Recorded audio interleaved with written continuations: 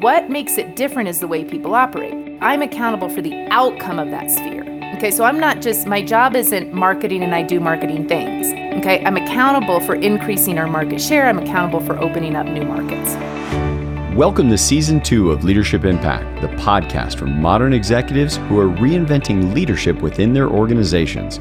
With your host, Executive Leadership Coach and CEO of the Granger Network, Kari Granger, and me, Paul Adams, CEO of Sound Financial Group. This season focuses on accountability. And to support you in increasing accountability in yourself and in those you lead, we're providing a special rate for our listeners who want to engage in one of our accountability courses. Text the word accountability to 555-888 for more information. This is episode 32, How to Replace the Hierarchy Mindset with Accountability Spheres. Welcome back to Leadership Impact. Paul, I want to obliterate the hierarchy mindset today by looking at how it interrupts our capacity to be fully accountable. I cannot tell you how much I want to hear this, because today I am looking at the hierarchy of different organizations and how it stops people. Like, oh, I can't do that. Look at the org chart. Or they shouldn't be doing that. Look at the org chart. Or like they get so wrapped up in the hierarchy of the roles that they think they're supposed to be in that the accountability just falls out because people point to the org chart. Yeah, like it's not my job. Mm-hmm. Or, well, we just have to wait and see, or wait till I'm told. Wait till we hire somebody for that role. Right, right. Sometimes it creates bottlenecks, because it's so many permission layers, right? So we're waiting, or the creativity that we're allowed to do, or the innovation we're allowed to do, is only permission-based creativity, permission-based innovation. Yeah, and permission-based and innovation don't exactly go great together. Right, exactly. So, but I do want to be clear, it's the difference between hierarchy, the structure, and the mindset. Mm-hmm. So it's the mindset we're looking at obliterating. We're not saying nobody should ever have a hierarchical structure, because that might work for you, right? And especially if you're a very large organization, you have to have a way of organizing, and one person can't have 5,000 people report to them. So it's really the mindset. So Paul, besides the mindset, the hierarchy mindset, and the downsides of that, just to provide a couple of pros of a hierarchical structure so people know we're not like anti-hierarchy, what would you say are a couple pros of a structure of a hierarchy? Well, I think a big pro is that people know where they can go to get help. Having that hierarchy in place allows somebody to know who it is the person who does that part of the marketing, who it is in accounting we need to clear this budget item with. Without that hierarchy, you have little to no roadmap for where to get authorized or allowed to do certain things in an organization to, like in a prior episode, to produce the outcomes that you're loyal to. Yeah, very, very good. Nice tie-in. I see what you did there. So if the second one that I think of is that in a hierarchy, then we also get a chance to have team members strive to move up in the hierarchy, because usually the higher you are in the hierarchy, the better compensation, additional autonomy, etc. And so that gives a really great striving mechanism for everybody on the team. And those are the two biggest I can immediately think of. Yeah, so we're going to want to preserve, some of the pros of the structure, right? Different structures have different pros. But we want to get rid of the cons. This is my job. I work in this box. I don't know who, and if the job doesn't rest squarely in the middle of a box, it falls. Yes. And you can picture it on the org chart, like a task just dropping to the bottom. And then everybody's like, who didn't do that? Right. So let's introduce accountability spheres. So accountability spheres, or spheres of accountability, is a different way, an alternative way of organizing, or if you maintain your current hierarchical organizational structure, it's a different way of doing hierarchy. It's a different mindset is really what it is. So spheres of accountability ultimately is a mindset, and it also can be turned into a structure. Like in our firm, we organize by spheres of accountability. Okay, so it's a totally different way of thinking in terms of organization. So what is an accountability sphere is it's a domain for which a person is accountable. So for an example, a sphere of accountability could be I'm accountable for, if you look at marketing, it could be, I'm accountable for creating new markets, or I'm accountable for increasing our market share. Okay. So what's the domain is marketing. Okay. Or it could be retail or sales or research or operations or facilities or training and development or finances or IT. All of these things that you would normally see on a hierarchy chart, we're going to shift to you're accountable for an outcome here. And you're accountable for that sphere. So what makes it different is the way people operate. I'm accountable for the outcome of that sphere. Okay, so I'm not just, my job isn't marketing and I do marketing things. Okay, I'm accountable for increasing our market share. I'm accountable for opening up new markets. If that's my sphere of accountability, I'm 100% accountable. I accept 100% the responsibility for taking effective and productive action within that entire sphere. For that entire domain. I'm kind of using the words now interchangeably a little bit. So what that means is I move from I have a job called marketing, right, to I'm accountable, for effective marketing of our firm. So I'm making the accountability my own expression. It's mine. It's not somebody else's thing that I've agreed to. It's not a box on a chart that I'm occupying. Or obligated to.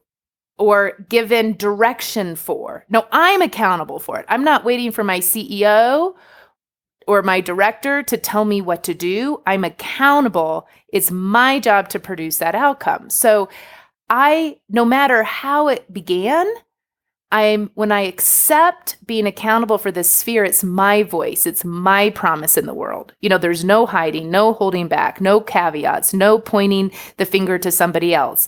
No, well, if only I was in charge, I'd do it this way. So the first piece of being accountable for a sphere is that I'm accountable for the outcome of the sphere 100%. Now, say I'm the marketing sphere and say you are sales. Yeah. So does sales and marketing ever overlap? Totally. Now, in an organizational chart, we try to divide and then we're always fighting about who does what or who didn't do what. Yeah. Or going back to some of the drawbacks of the hierarchy mindset, you almost feel like in that org chart, if you could picture sales as one pyramid of hierarchy and marketing is another one, in a large organization, you almost feel like you need to feed it up back to the head of marketing, who's now going to go talk to the head of sales to go down, communicate it back down, and then try to come back up and around to get something accomplished. Yes. Totally, right? If you actually kind of imagine a Venn diagram, marketing and sales overlap. Now, in accountability spheres, we actually think about it like a Venn diagram. So, Paul, you fully accountable for the sales, the growth of the company. Yes. And me fully accountable for opening up new markets or increasing market share, there's going to be overlap. Indeed, right? And so what happens is you're 100% accountable and I'm 100% accountable. So whenever spheres overlap, in hierarchy, often the communication goes down. In spheres of accountability, we increase, we elevate, we ensure high level of communication and coordination. And I know I'm 100 and I am a steward of this fundamental care of the organization and you're a steward of that fundamental care of the organization. And rather than defending territories, we're seeing they overlap and increasing our communication.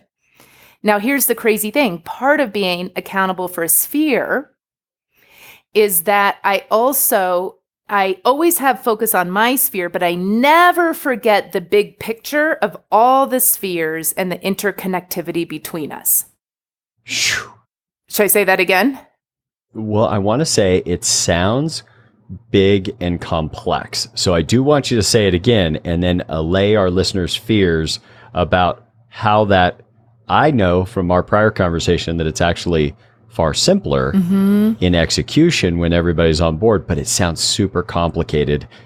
So would you say it again and then allay all of our fears? Okay, I'm going to say it at the high level, and then I make it on the ground level. Okay. So high level is I always bring focus to my sphere. I'm accountable for my sphere, yet I never forget the big picture of all different spheres and the interconnectivity between them. So what that means on the ground level is I know that marketing and sales overlap. I also know that research and development overlaps at some level between marketing and sales, because if you're not developing a product that the market wants, then you kind of lose relevance as research and development. So if I'm accountable for marketing, I need to know the areas of overlap of the other spheres. So I'm out ahead of it. Because you don't have to know the accountability sphere of everybody, but absolutely know the ones that in that Venn diagram are overlapping with your sphere of accountability. Yeah, I always want to know. And you're going to be on the outlook for overlap. Yes. Right? So it's like, we have this project coming out. Who are the different spheres? Who needs to be part of this? Because it's all overlapping with each of our spheres. We need R&D, we need sales, we need marketing, and we need operations. I don't know. Right? So I'm always going to be part of my accountability here, part of owning a sphere is always to be on the lookout of where things are overlapping so we ensure the right people are in the conversation. So it's not like, in the hierarchical mindset, it's a division of labor. Yes. Okay. I create the brochures. Paul, you take the brochures to the customers, and we all hope R&D produce something useful that we could have put on the brochures. I hear that. You see? So does it also give us a different ability? So I'll use an example of just us doing this podcast, is that you and I show up. Clearly, you're the founder of the Granger Network. And what I've noticed is because what we do here, you and I are accountable for this content being good, for it being valuable to listeners, except we show up and your production team leads, even though it's not in the hierarchy, leads us in being able to get done the content that needs to get done.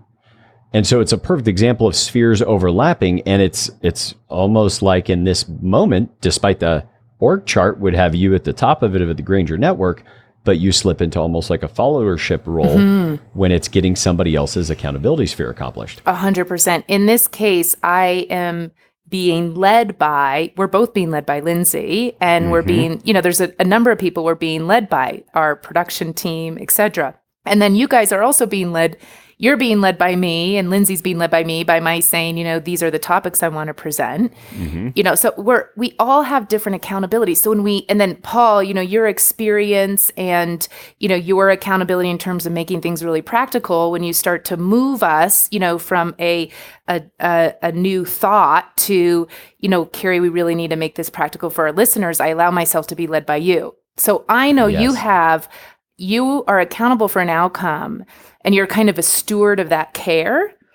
And I know each person coming to this, if I trust that everybody is really being 100% accountable, and rather than defending my territory, instead we all see that we're bringing our different cares to the table and trusting that and allowing each other to lead and be led.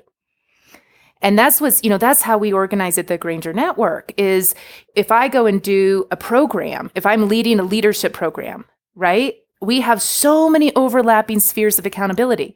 I'm accountable for our company and our reputation in our company. Okay, so I bring a certain standard of impeccability and quality.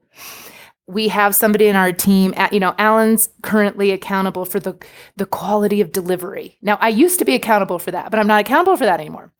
So Alan is beginning to say, okay, here's what we need to do. Now, I'm the CEO, but I'm leading from the front of the room, and Alan gets to lead me in that way, and I need to follow.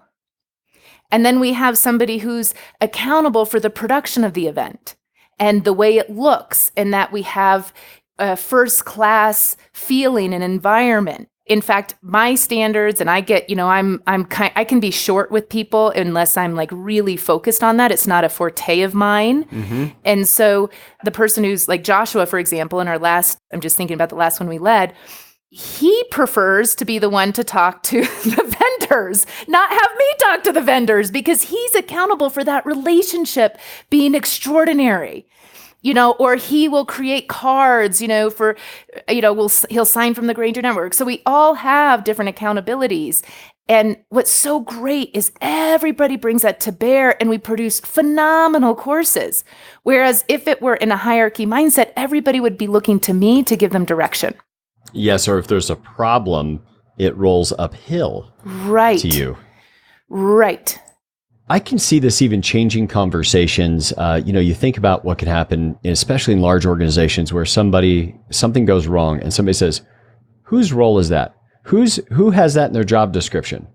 Instead of, and I just love the language, whose accountability sphere does this land in? Mm-hmm. And even that, like, you can feel how it sounds it's not oh, dang, I hope this one wasn't in my hierarchy or my role or my job description because I dropped the ball. It's whose accountability sphere is it in? And then that gets answered. That person may not have known. Totally. You see where the breakdown is. And sometimes breakdowns are in the spot of overlap, right? And then that doesn't mean, well, you did this and I did this. It's I'm 100% and you're 100%. It's not like I'm 50, you're 50. It's 100, which creates it's just a really different mindset. And when we now, really the secret to our success is we have great people, and those great people in our organization have really created this culture.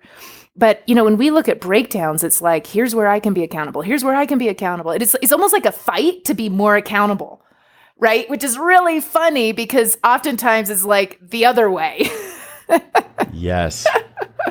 I don't want to be accountable. I don't want that undermined. Or, because I almost think of that hierarchy can be a place where I either am defending territory by saying, you stay out of here, this is mine. Or I'm defending myself by saying, that's not mine. That's somebody else. Go chew them out, not me. Yeah. My husband is really good at this. So he works in the aerospace industry and he's a safety, system safety engineer. And right now he's more in a leadership role. But, the thing that I always appreciated about him is he doesn't just look from safety, for example. Oh. Right? So there's seeming polarities like safety and speed, or quantity and quality, or guest experience and profitability. And different people in an organization might be accountable for different things. So why I believe he's had a lot of success in his career inside of safety is because he's looking, why is safety even relevant in this organization? Is because we do operations and we actually put things in the air, right? We launch rockets and we, launch satellites and we do all sorts of things, right? So, for the sake of what is safety even relevant? So he doesn't just look like, my job is to ensure everybody's safe. Otherwise, nothing would ever launch. Nothing would ever take off. So he's always also looking from another sphere, where the overlap is. So he really pays attention to the overlap of like operations, or, engineering development, or the project management of getting the project done on time, or the client's concern. So he's always looking for the areas of overlap so he can take into account those cares. And he's always asking about it, so that it's not, some people in the safety field, would ground everything because you could just keep mitigating risk and your company would go out of business. Well, and you agitate all the other stakeholders when you're holding only the thing that's in your hierarchy mindset about that org chart. I'll never forget, in the financial services industry, compliance to many advisors is like the bane of their existence. Because I just want to communicate this to a client. Why can I use this word versus that word? Yeah. And I remember a compliance officer came up to me one day and introduced himself. And he said, I want to let you know that my role is to make sure that you don't get in trouble so that you can help more people. Because I know the work you do is really important. And it forever, that was how he's introduced himself as his name. And, I said, hey, great to meet you. And it was the next thing he said.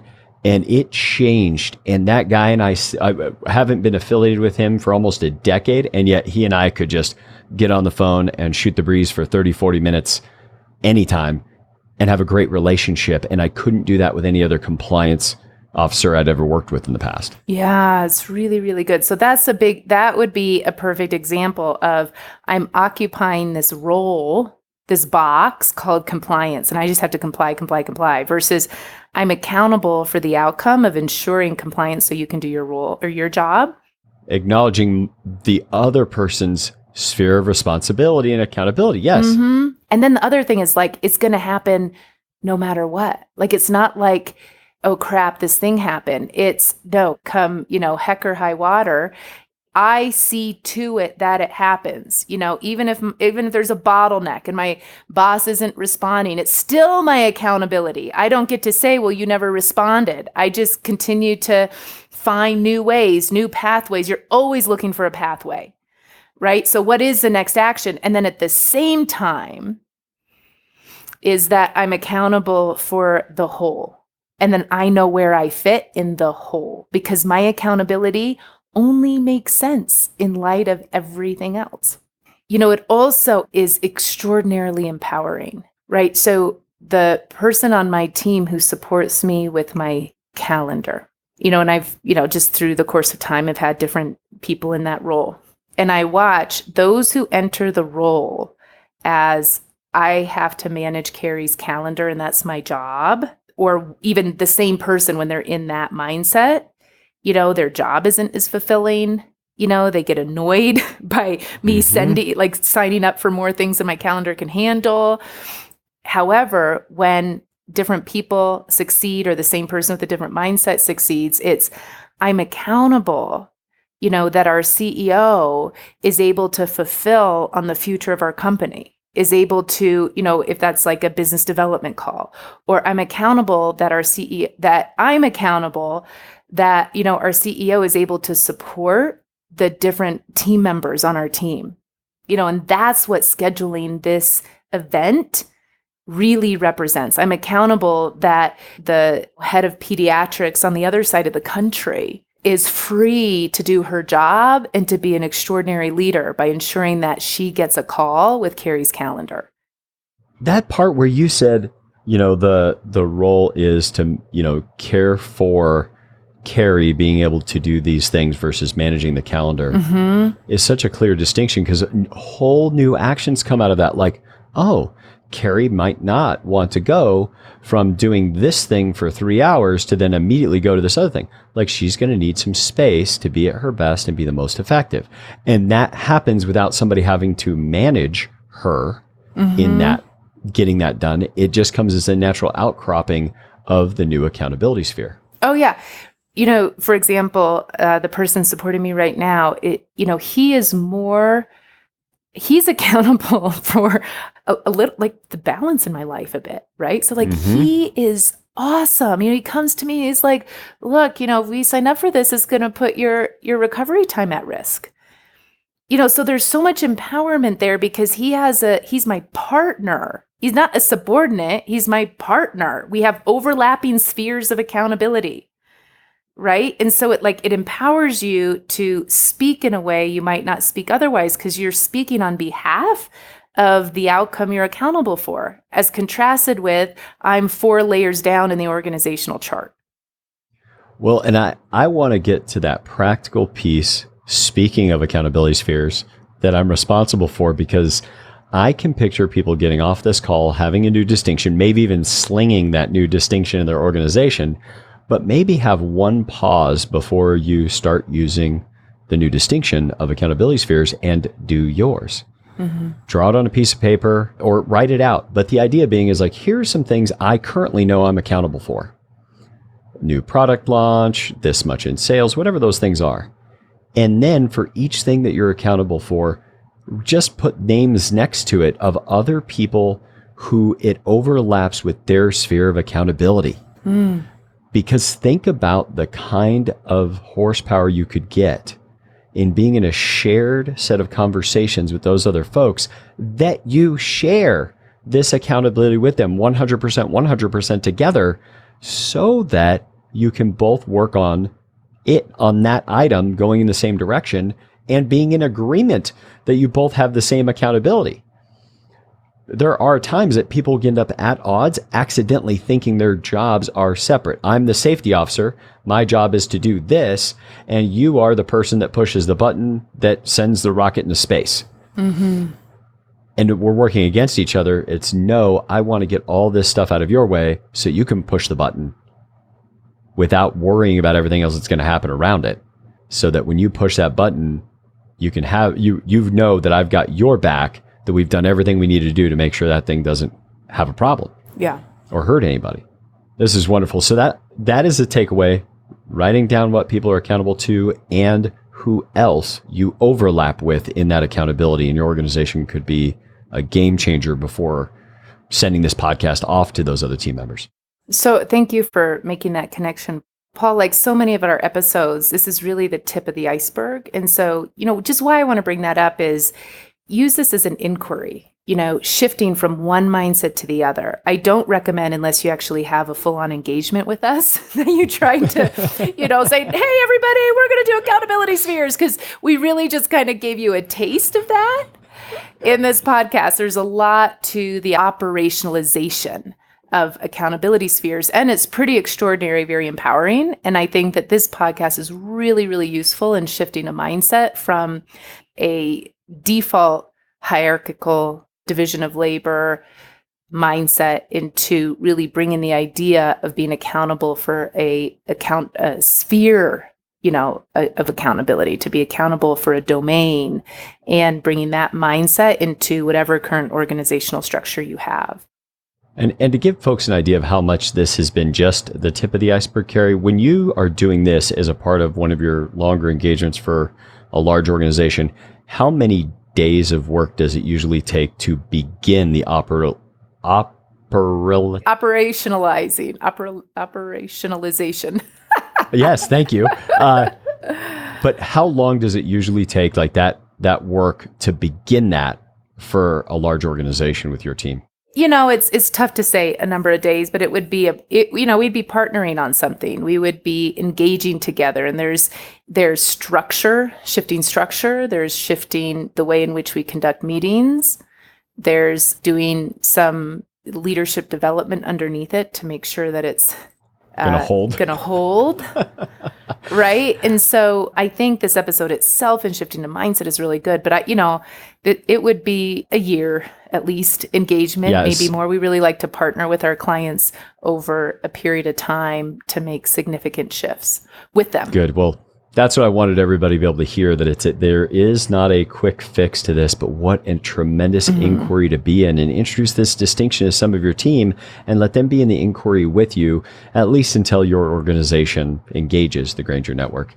And as always, we hope that this time that you've had a chance to spend with Kari and I while you're on a run, driving in your car, getting ready to go to bed, or brushing your teeth, that you're taking the time when everybody else is watching something that's just entertaining, that you're taking the time to really enhance your leadership impact and what you have the ability to do to take the best care of your role, your organization, and most importantly, your sphere of accountability.